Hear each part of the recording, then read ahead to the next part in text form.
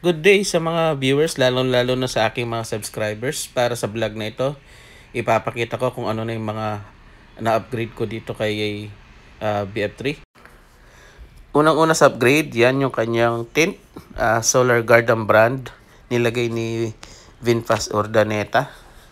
Then ayan, meron tayong cellphone holder, nabili lang sa Shopee. At itong dashboard cover natin, nabili din sa Shopee.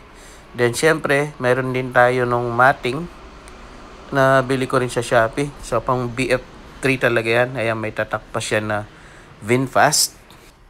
Yang momo naman na mat ay freebie yan ni Vinfast Urdaneta nung nabili ko si BF3. Andyan na yan nung dineliver nila. Then ayan, nakabili na rin ako ng seat cover.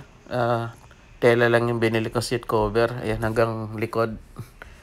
Maganda naman yung fit para lang hindi madumihan yung tela. Then yung mat nag-extend din hanggang likod, nako-cover hanggang likod ng BF3.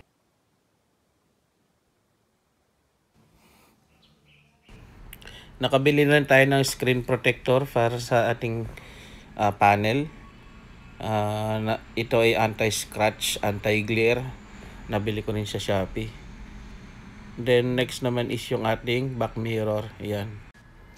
Then nakabili na tayo ng rubber door guard protection para hindi magasgas yung ating pinto pag binubuksan.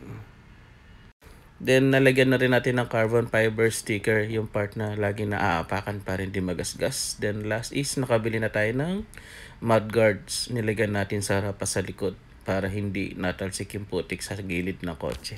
Alright.